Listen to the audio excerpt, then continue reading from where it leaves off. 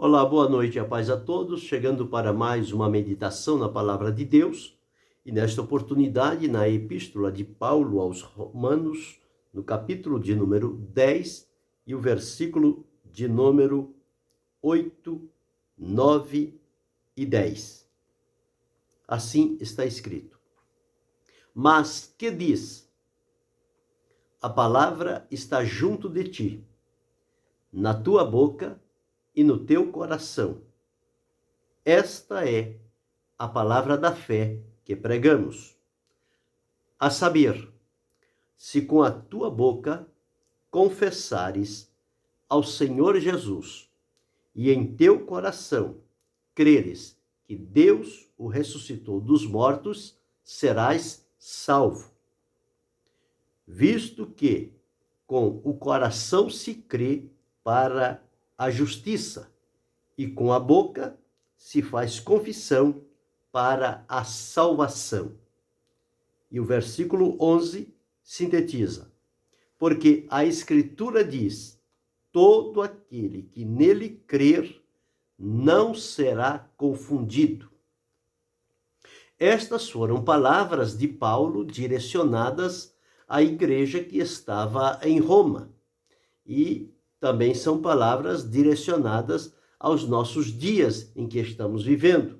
Porque a palavra de Deus, ela é atemporal. Ou seja, ela foi designada para uma determinada ocasião no passado, quando Paulo estava vivendo e vivenciando as experiências do ministério, e junto ao trabalho que se realizava na cidade de Roma, ele, direcionado pelo Espírito de Deus, escreveu estas palavras.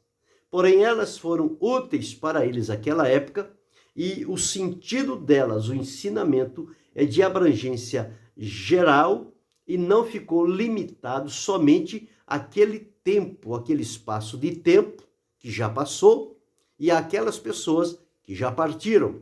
Mas a palavra de Deus, ela segue ainda com o seu poder, com a sua vitalidade, com a sua essência, e nos nossos dias é como se Paulo estivesse escrevendo para nós hoje estas palavras. Elas são novas, elas são palavras para o dia de hoje. E ele começa a escrever aqueles irmãos sobre a palavra. E ele diz aqui: mas que diz, a palavra está junto de ti, na tua boca e no teu coração. Então, dois lugares aonde a palavra de Deus precisa estar. Com base nesta palavra, nós queremos falar sobre o valor de pregar a palavra de Deus, baseando o resultado na experiência da Assembleia de Deus, que começou em 1910, vieram os missionários, 1918, 1911, 18 de junho, registraram a igreja juridicamente e passou a denominar-se a Assembleia de Deus, e por aí então ela veio estendendo o seu véu e alcançando bairros, vilas, povoados, vilarejos, comunidades, todos os lugares onde fosse possível, eles foram entrando, mas foram com a palavra. Era isto o que movia aqueles irmãos e aqueles missionários que chegaram. No decorrer, vamos dizer alguma coisa sobre eles. Mas aqui, enfatizando sobre o que Paulo dizia, ele dizia sobre a palavra. O valor da palavra de Deus está em ela estar em nosso coração e em nossa boca. Nós não podemos ter a palavra somente na mente, memorizar. Memorizar é uma coisa. Alimentar-se da palavra é outra. Ter a palavra no coração, ter a palavra nos lábios, é outra totalmente diferente. É uma experiência diária, dinâmica e produtiva. E só assim nós vamos fazer a diferença no resultado. Então, Paulo, escrevendo a estes irmãos, ele diz assim: mas que diz, a palavra está junto de ti, na tua boca e no teu coração. E concluiu dizendo: esta é a palavra da fé que pregamos. Fé aqui no sentido do conjunto daquilo que eles pregavam, né? Então, esta palavra da fé, ela está fundamentada no amor de Deus, no sacrifício de Jesus e na aplicação que o Espírito Santo faz na nossa vida quando esta palavra é proclamada e ela chega ao nosso conhecimento.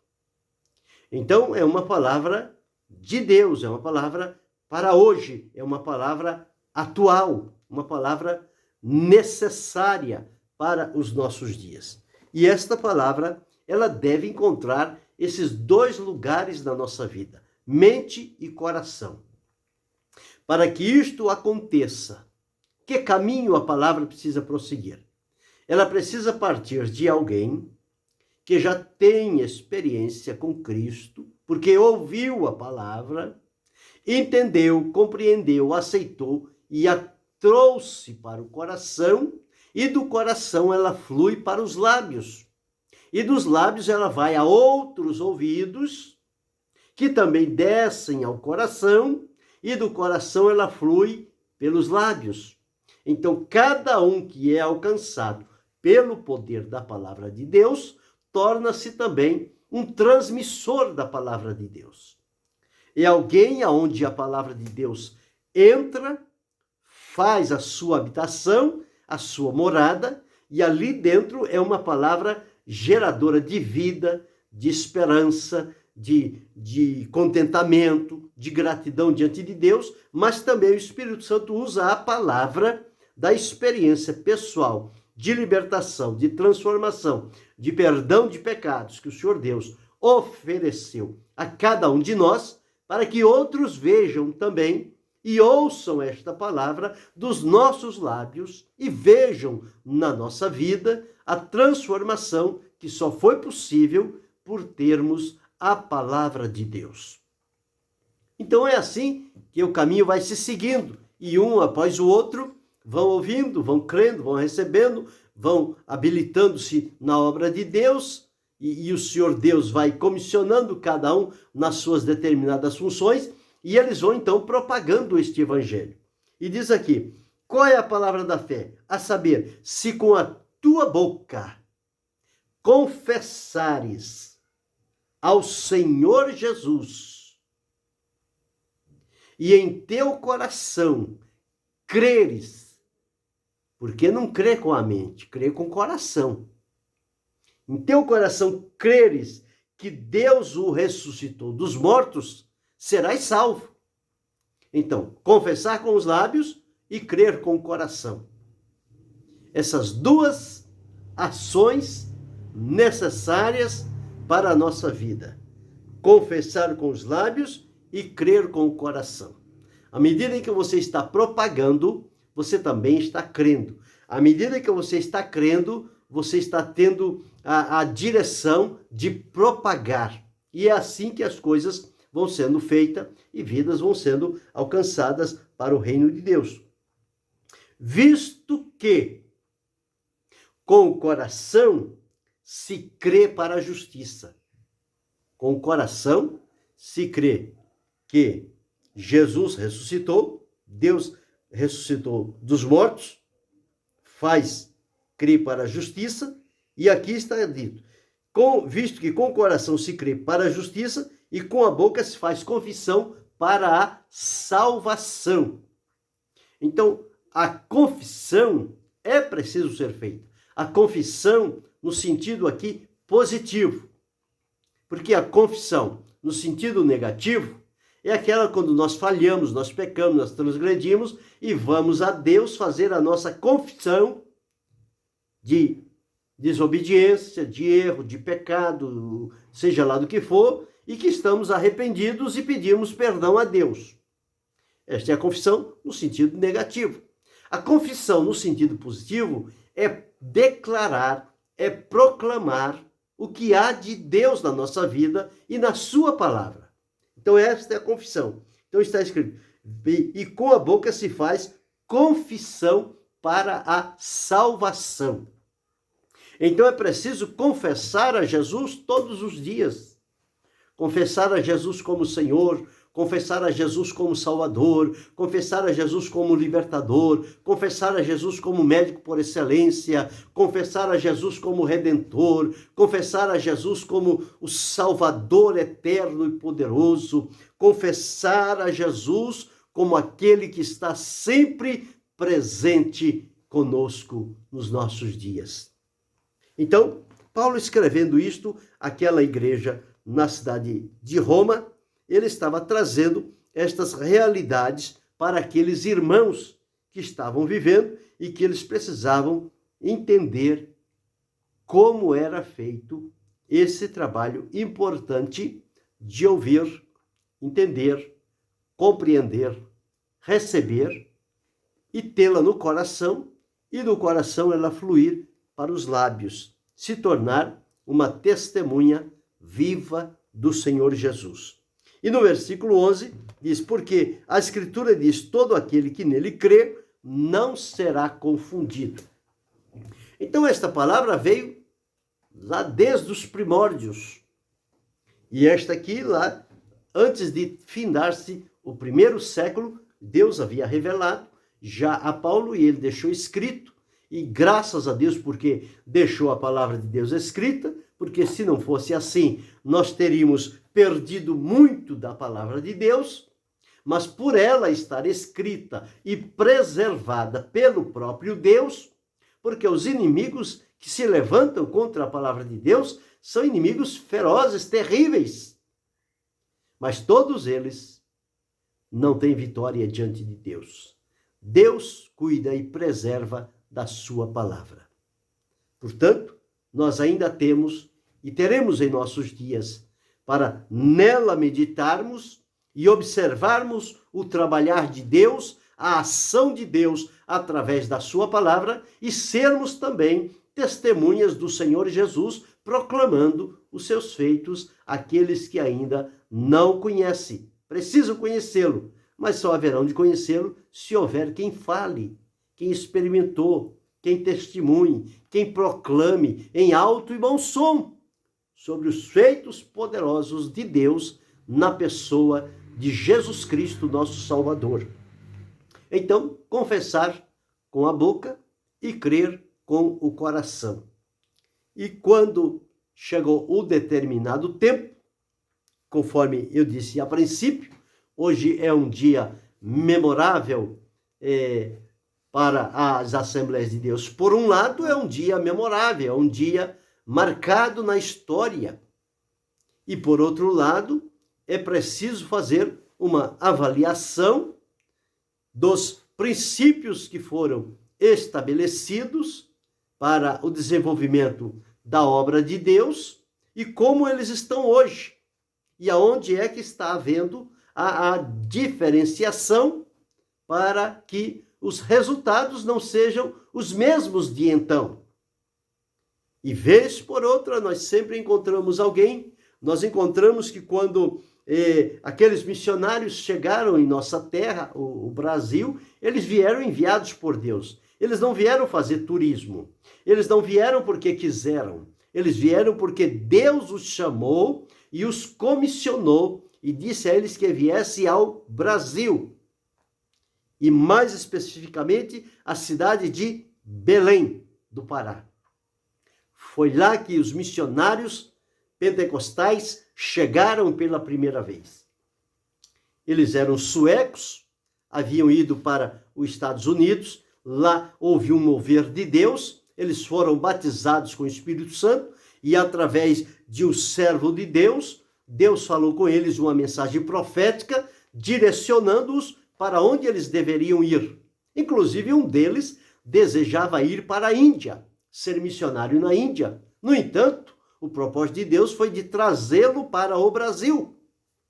Por exemplo, Gunnar Wingre tinha se preparado para ir para a cidade de Assam, na Índia.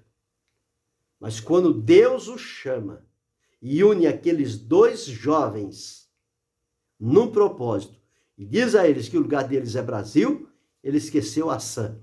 Ele direcionou-se para cá e vieram na direção de Deus, com muito sofrimento, com muita necessidade, limitados em muitas coisas, mas vieram, obedecendo à direção de Deus. De um lugar frio, vieram para um lugar quente, mas se adaptaram ao clima e vieram realizar o querer de Deus. Inicialmente, conforme todos sabem, a história está aí, registrada nos livros. Eles eram batistas, eles vieram à igreja batista e ficaram ali um tempo, onde foram acolhidos e faziam ali as reuniões e davam seus testemunhos e passavam noites de oração e também começaram a anunciar sobre a mensagem do Espírito Santo, do batismo, do revestimento de poder que eles receberam e vieram então e começaram a proclamar esta mensagem em solo brasileiro. E aquilo era uma coisa que as pessoas não tinham visto aquilo antes. Mas então eles começaram a falar e Deus começou a confirmar o trabalho. Deus começou a confirmar a obra. E o lugar onde eles estavam, ainda aqui no Brasil, não aceitavam esta doutrina e, portanto, eles com algumas dificuldades, eles precisaram serem retirados, foram retirados do hall daquela igreja e eles começaram inicialmente a reunir-se em casas até que conseguisse um lugar aqui, outro ali, outro acolá, à medida que o povo ia se convertendo e eles iam anunciando a palavra de Deus. Mas eram jovens ainda de oração, temente a Deus, fiel, obediente, sincero, sensível ao mover do Espírito Santo. E eles vieram fazer um trabalho tão importante, tão glorioso, tão aprovado por Deus. Porque a maioria dos que se convertiam recebiam o batismo com o Espírito Santo. E foi assim. Começou com Celina de Albuquerque, Maria Nazaré, as primeiras que receberam o batismo do Espírito Santo, e depois vieram outros, e mais outros, e mais outros, e mais outros, e o número foi crescendo, se multiplicando, e vidas foram se agregando, e eles foram se reunindo, e eles faziam cultos nas praças, nas casas, enfim, em todo lugar, eles encontravam uma oportunidade de testemunhar de Jesus. Por quê? Porque a palavra estava junto deles, na boca deles e no coração deles, a palavra da fé que eles pregavam. E eles faziam isto com ousadia, com autoridade do céu. E dentro das limitações que eles tinham, quantas vezes estes mensageiros de Deus, saindo por este nosso país afora, eles dormiam em praças, porque não tinham lugar para dormir, dormiam em praças, no dia seguinte continuavam o seu trabalho, iam de casa em casa, anunciando, falando de Jesus, proclamando às pessoas. Uns recebiam, outros o rejeitavam. A obra de Deus sempre foi assim. Sempre teve aqueles que aceitaram e teve aqueles que rejeitaram também. Não, a rejeição não é 100% e a aceitação também não é 100%. Mas os que aceitam recebem a bênção de Deus sobre a sua vida. Os que rejeitam continuam naquele estado de vida em que estão levando. E eles vieram trazendo esse importante trabalho. E o certo é que eles não ficavam parados em determinados lugares. Agora vamos estender a nossa tenda aqui e vamos ficar aqui até morrer. Não. Eles olhavam para os campos, para os lugares onde as pessoas estavam, para as cidades, para os interiores, para os recantos, e eles começaram a pregar. E aqueles que recebiam aquela mensagem passavam a ser também propagadores da palavra de Deus, e aonde quer que iam, eles iam anunciando com graça, com ousadia, com alegria, com gratidão, com poder de Deus na vida. E aí foi estendendo-se para vários lugares. Enfrentaram perseguições, enfrentaram ameaças, enfrentaram perigos, os mais vários possíveis, mas não desistiram, não desanimaram, perseveraram firmes, porque eles tinham convicção de que Deus os tinha enviado para este lugar e vieram fazer a obra de Deus. E fizeram com muita alegria. Como eu disse à tarde, Eles chegaram ao Brasil por volta de outubro a novembro de 1910, quando começaram os seus trabalhos, e a igreja, depois que saiu dali, eles se reuniram, levou o nome de Missão de Fé Apostólica, e depois, então, em 18 de junho de 1911, ficou-se registrado como sendo Assembleia de Deus. E daí, então, ela vem se ramificando no nosso país e atingindo todas as camadas da sociedade, dos mais necessitados aos mais abastados. A palavra de Deus vai encontrando lugar de aceitação e eles vão se chegando para o Senhor. E rapidamente ela cresceu, ela tomou corpo na nossa nação. E eles eram simples nas palavras, porém profundos na sensibilidade e no conhecimento espiritual. A vida que eles tinham com Deus era algo admirável. Parece que viviam de joelhos, porque quando abriam a boca, eles pregavam e choravam. Eles choravam e pregavam. Eles falavam línguas. Eles anunciavam o evangelho. E o Senhor confirmava com salvação de almas, cura e libertação de vidas. E eles foram se agregando e foram se juntando. E a mensagem deles era simples, mas era profunda. Eram poucas as palavras, mas o alcance daquelas palavras vai ao infinito. E eles saíam dizendo: Jesus Cristo salva, Jesus Cristo cura, Jesus Cristo batiza com o Espírito Santo, Jesus Cristo vai voltar para levar os crentes para o céu. Essa era a mensagem deles. E realmente o Evangelho fala sobre tudo isto. Fala sobre Jesus como Salvador, Jesus como aquele que cura, Jesus como aquele que batiza com o Espírito Santo. João Batista disse: eu batizo-vos com água, mas após mim vem um que vos batizará com Espírito Santo e com fogo. E quando Jesus estava perto de entregar a vida em sacrifício, ele disse que na casa de meu pai há muitas moradas, e eu vou preparar-vos lugar, e quando eu for e preparar lugar, virei outra vez e vos levarei para mim mesmo, para que onde eu estiver, estejais vós também. Então era uma mensagem completa, em poucas palavras, mas completa, eficiente, eficaz. E os resultados eram imediatos. Vidas se agregavam, se reuniam. A pessoa recebia Cristo hoje. Ele tinha um parente que morava no outro estado, ele ia para aquele estado para dizer aos parentes dele e anunciar a mensagem, e lá Deus confirmava a obra. Outro ia para o interior, Deus ia lá e confirmava a obra. Aonde aquele povo chegava, eles tinham esse compromisso de falar a palavra de Deus.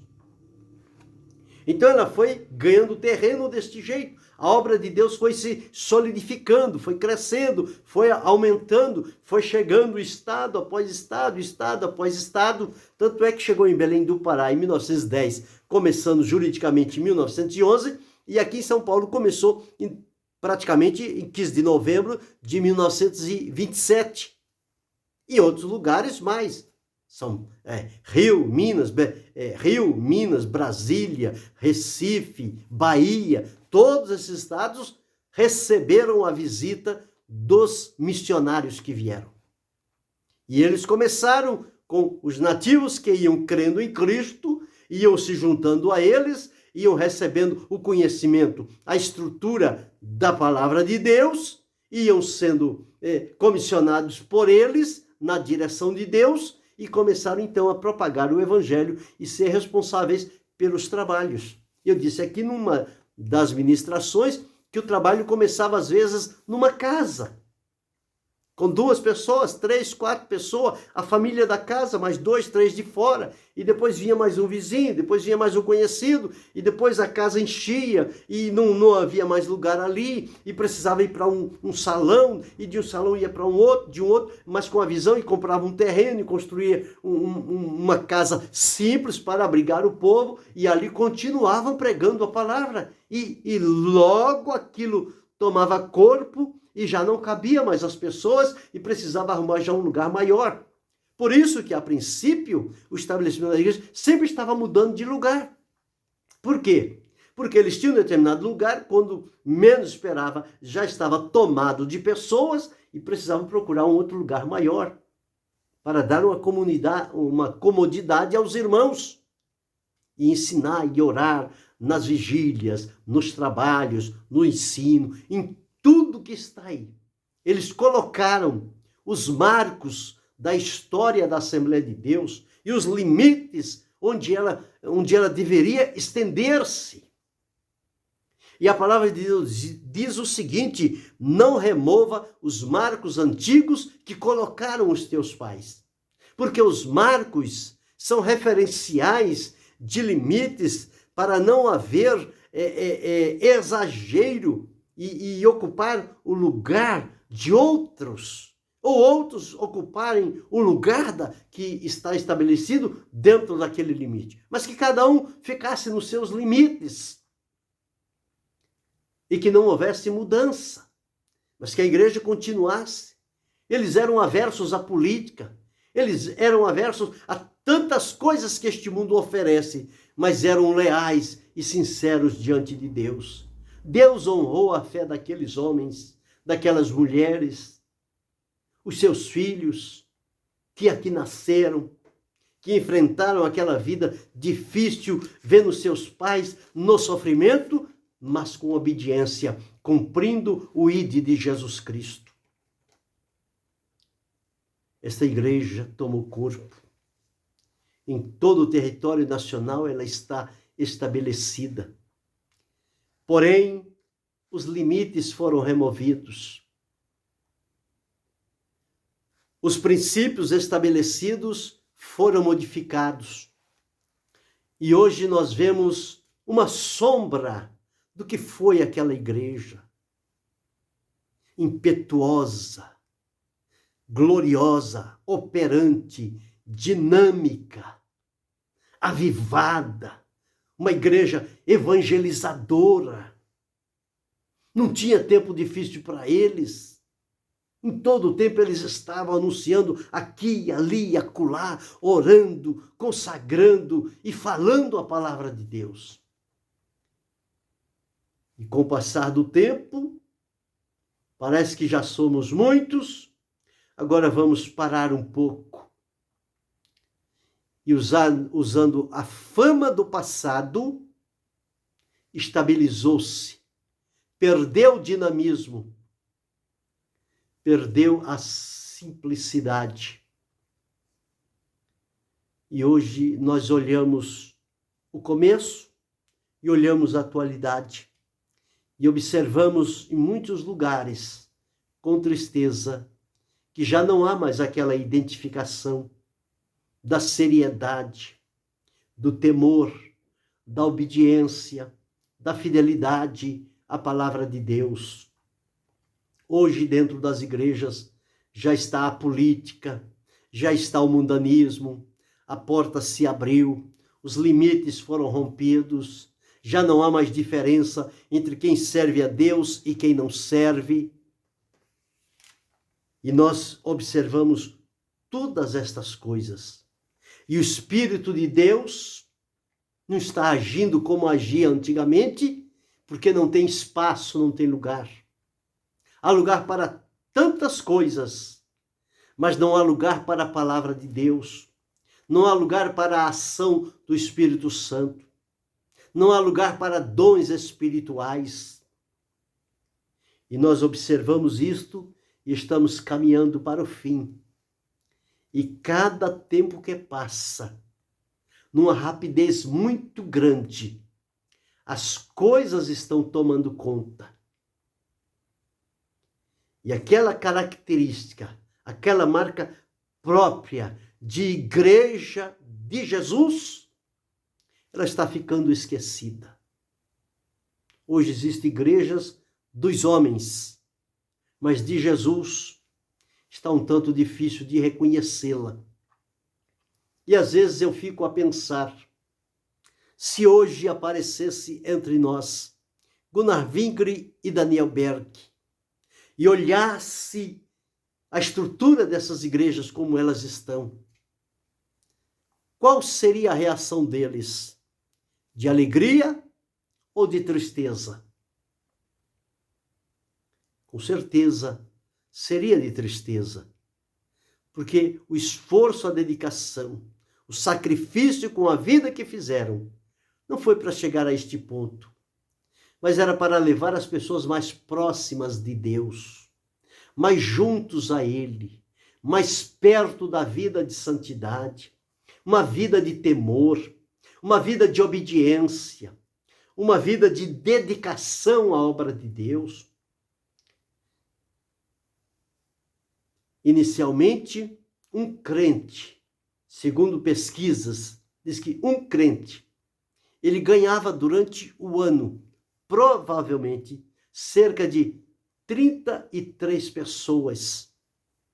Outros ganhavam mais, mas uma média, 33 pessoas no ano. Um crente. Hoje, às vezes, precisa 5, 10 mil para ganhar um. E parece que isso não faz diferença. Não é o foco principal. O foco principal são as reuniões e outras coisas que tomaram lugar. Quando que o principal no coração de Deus são as almas. Foi por elas que ele demonstrou amor e entregar Jesus para morrer, para salvar o pecador. E a igreja foi estabelecida por Jesus, a igreja de Jesus, para pregar o evangelho de Jesus e ganhar as almas para Jesus. E as igrejas tinham sua atividade, tinham sua independência, tinham sua autonomia nos seus trabalhos. Hoje elas não têm mais. Hoje parece que é um sistema de franquia. E fica difícil, fica tudo engessado e não há aquela disponibilidade, aquela liberdade, aquela autonomia. E, portanto, os trabalhos, eles ficam restritos. Quando que, no princípio, aonde chegava um, ninguém dizia que pertencia a este, que pertencia àquele, que pertencia àquele outro. Eles eram irmanados pela fé, na comunhão, mas estavam ligados a Cristo. E fizeram o trabalho de Deus. E tiveram cooperação uns dos outros entre si. E quando chegava o tempo para haver uma mudança, eles oravam a Deus e não decidiam enquanto não tivessem uma resposta clara de Deus sobre o que estavam orando. Mas também quando vinha a resposta e eles tomavam a decisão, era a vitória na certa, era a bênção de Deus. O trabalho não sofria problema de continuidade. Ele continuava a prosperar. Hoje, quando se troca alguém, o trabalho sente o processo da continuidade, ele se quebra, não existe. Porque quem entra quer desfazer de quem saiu. Ao invés de dar continuidade ao trabalho. Então, são estas coisas do nosso tempo que acontecem e que descaracterizam muitos daqueles princípios que foram estabelecidos. E a história conta. É só ler a história da igreja. Leia as histórias de Gunnar Wingre e Daniel Berg. De Gunnar Wingre enviado por Deus. E Daniel Berg, Memórias de Daniel Berg. O livro História das Assembleias de Deus, escrito por Emílio Conde. Tudo ali está relatado como aconteceu. E quando observamos hoje, já não se faz mais menção da história. Hoje era para ser um dia de grande regozijo nos 4 cantos desta nação, celebrando esta data, celebrando o momento em que eles abriram a boca e falaram esta mensagem salvadora de Jesus e com a operação do Espírito Santo. Alguns lugares fizeram uma pequena referência a esta data. Outros passaram batido, como se não existisse história. Mas ela prossegue, ela continua. É uma igreja centenária. Não sabemos até quando vai, mas encontramos já de uns 20 e poucos anos para cá, parece que uma diferença, uma descida muito grande no que tinha sido estabelecido. E observamos, porque também o resultado e o mover do Espírito também já não é mais o que era. Não pela limitação do Espírito, mas pela incredulidade dos corações, que se fecham à ação do Espírito Santo, e ele então não pode operar. Joanir de Oliveira escreveu: a igreja que desejamos. Quantas coisas ali ele colocou. A igreja que desejamos é isso, é daquilo outro, tantas coisas. Mas ele escreveu um outro artigo também dizendo: ai de ti, igreja, advertindo-a do que poderia entrar nesta igreja e que asseguraria para ela o juízo de Deus. E se comparar o desejo de uma igreja e o ai da igreja, nós vamos observar verdades basilares que estão ali. Um pastor já falecido, Alfredo Reikdal, uma certa vez ele escreveu um artigo: eu tenho saudade da minha Assembleia de Deus. Ou seja, da Assembleia de Deus do princípio. Nós temos saudades desse tempo. Os mais antigos, eles vivenciaram experiências gloriosas. E hoje parece que nada mais disso acontece. Mas há um tempo ainda para repensar essa situação, esse estado de coisas, e voltar ao princípio. A igreja de Éfeso foi uma igreja potente que abalou o mundo, a história. Mas chegou o momento que decaiu o amor, o primeiro amor. E o Senhor Jesus foi lá e falou, elogiou tantas coisas, mas tenho, porém, contra ti, que deixaste a tua primeira caridade. E se não te arrependeres, removerei de ti o teu castiçal. Esta mensagem, ela é atual, ela é para os nossos dias. Então nós podemos olhar, analisar e voltar aos princípios e aos limites que foram estabelecidos e vivermos para Deus. Deus quer esta entrega pessoal e total de cada um de nós, para que o seu nome seja bendito, adorado e glorificado pelos séculos dos séculos.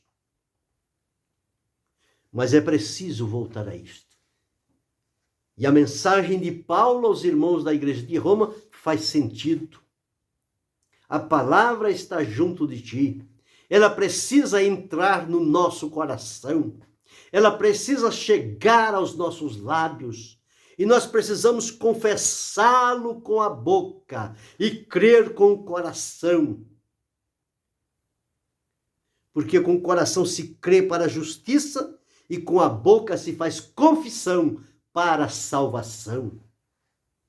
Louvo a Deus pela oportunidade que Ele deu a mim, quando naquele tempo passado, alguém chegou para falar de Jesus.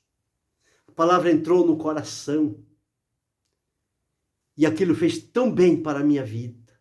Moço ainda novo, mas a palavra de Deus veio e de lá até aqui, Deus nos tem sustentado.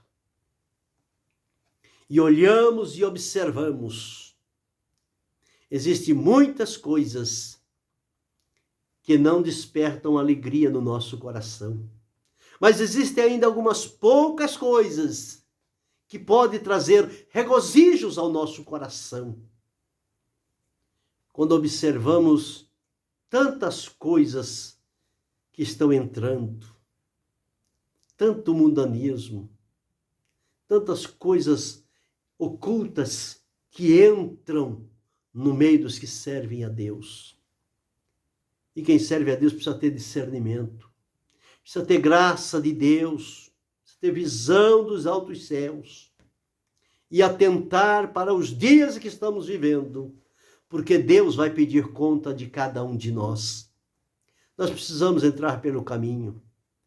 Quando Deus chamou Jeremias e disse para chamar o povo, disse: olha, melhorai os vossos caminhos e as vossas obras, volta para o caminho antigo, volta novamente a consagrar a vida a Deus. E sabe o que eles disseram? Não. É o que as pessoas de hoje estão dizendo. Quando há uma mensagem dessa chamando para um conserto, para um aproximar de Deus, para uma vida de santidade, de temor e de fidelidade, a resposta é não. E por isso que está esse desencontro terrível. Mas Deus ainda pode mover a mão. Ele pode encontrar um homem, uma mulher disposto a se colocar na brecha por esta terra, por esta nação, por este povo e fazer da sua vida um intercessor diante de Deus em favor da salvação das almas, do fortalecimento dos crentes e do retornar ao princípio sadio da palavra de Deus, que garante a sustentação e a permanência da Igreja de Jesus Cristo na terra, sendo sal da terra e luz do mundo, e não sendo sufocada e absorvida pelo que há de mundano. Mas que o brilho da glória de Deus ainda volte a estabelecer-se na Igreja do Senhor Jesus Cristo. Que o poder do Espírito Santo seja frequente na vida dos crentes. Há pessoas que vêm chegando a Cristo que não sabem do Espírito Santo, não conhecem nada do batismo do Espírito Santo, os dons espirituais, a vida consagrada, a entrega a Deus. Não, isso era para o passado, para hoje não é mais assim, é diferente. E por ser diferente, também os resultados têm sido diferentes. E por isso há muita sedução, há muito engano, há muito erro, há muita falha. E quando isto acontece, todos recebem a culpa, porque fazem parte do grupo que leva o nome. Mas que Deus nos ajude com a sua graça, poder e misericórdia, para que possamos dobrar os nossos joelhos e clamarmos humilhados e arrependidos diante do Senhor e prometer a Ele fidelidade, obediência, sinceridade, verdade do nosso coração para servi-lo e estar disponível para Deus dignar-se utilizar-nos para a glória do seu nome. Medite nesta reflexão, nesta palavra. E se ela mover o teu coração, siga o caminho mais próximo de Jesus. Aproxima-te do Senhor. Abra mão de todas as bagagens que entraram, porque elas trouxeram contaminação. E diante de Deus, a contaminação não tem lugar. Então é preciso abrir mão e devotar-se a Jesus para ser fiel com Ele até o fim e receber dele a coroa da vida. Finalizando, como os missionários começaram, Jesus Cristo salva, Jesus Cristo cura, Jesus Cristo batiza com o Espírito Santo e Jesus Cristo leva para o céu. Esta é a mensagem, este é o tom do Evangelho para a conversão de almas para o reino de Deus. Que Deus em Cristo Jesus nos abençoe, não só hoje, mas para todo sempre. Amém.